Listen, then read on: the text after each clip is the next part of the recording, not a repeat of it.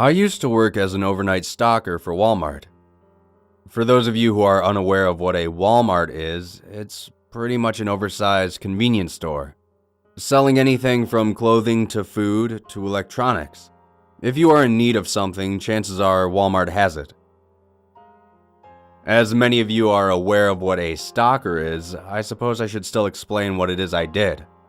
Basically, whenever you walk into a store and you find yourself mindlessly glancing over all the various items on the shelves, somebody had to put them there. And that somebody was me. It's pretty much cut and dry as far as tasks go. Either you're taking inventory or unloading products from the back. However, for the most part, it's the movement of items from the back housing area to the shelves. For a lot of the youths in the US, working at Walmart is generally a first job location for those who don't wish to dive into the chaos that is fast food service. As for myself, I ended up with the job after recently getting laid off. The job market was rough at the time, and me needing an immediate source of income, I found few other options. The job itself was fairly simple, and the supervisors were quite lenient on some of the regulations. For example, during my shift, I would be allowed to listen to music on my iPod while I worked. I'd be allowed some moderate breaks.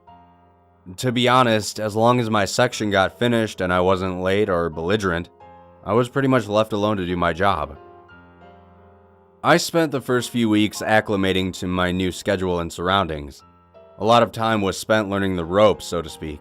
Meeting other coworkers, learning what is expected of me, the ins and outs of taking inventory, as well as proper stocking etiquette. Yes, I said stocking etiquette. Such as don't block the aisles, refrain from leaving boxes strewn about. If a customer is attempting to get an item you are blocking, to move your cart out of the way completely. Apart from learning the job, I found the toughest transition to be the hours. Working the night shift can be somewhat daunting.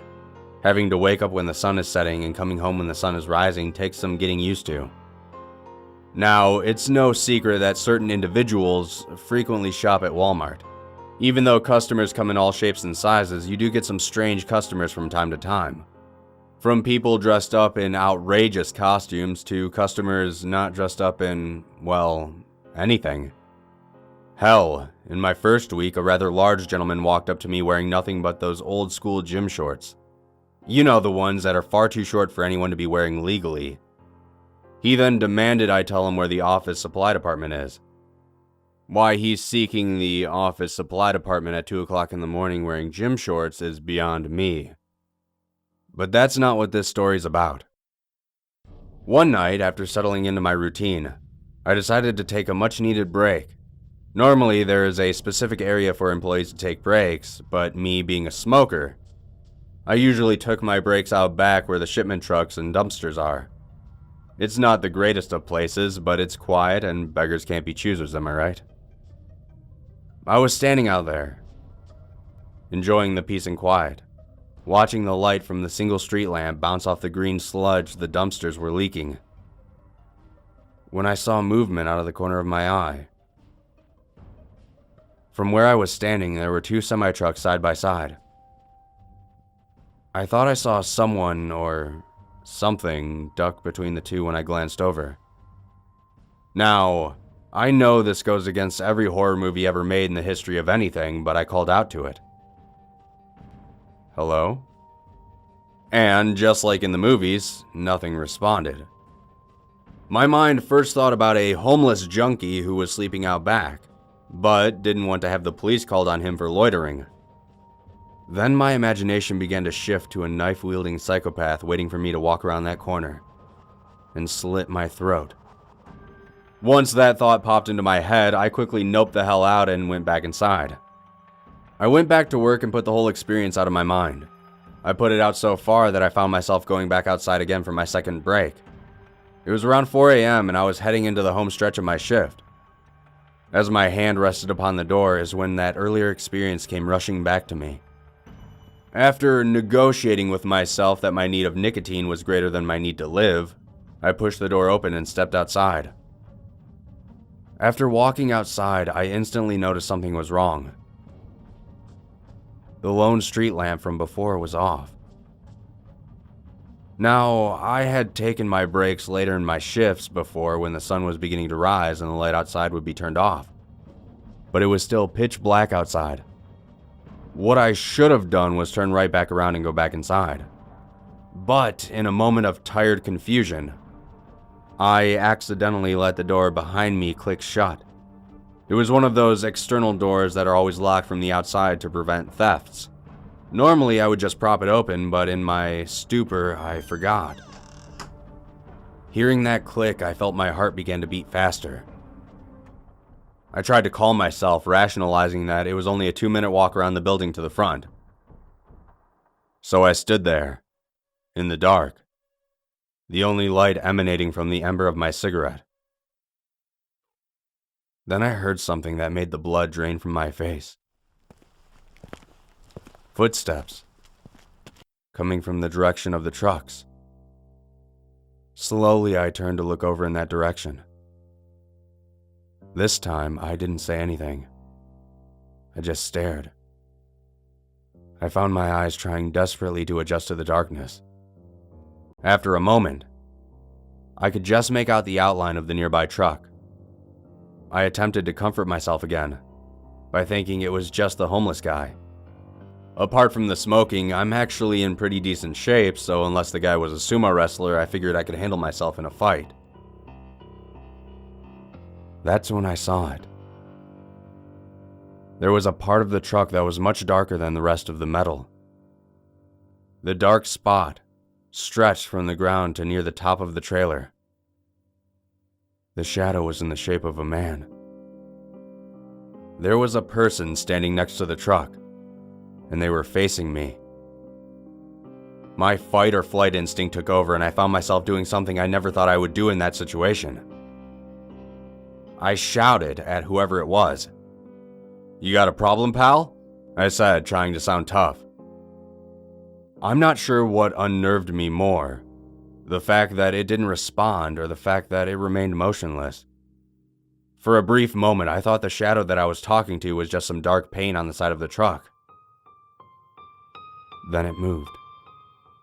I watched it take a slow step towards me, and in that instant I almost screamed. The sudden movement made me jump back and thud against the door. I felt my throat constrict and my mind went blank. People always describe scary encounters as being frozen with fear. It wasn't that I couldn't move. It was just I couldn't remember how.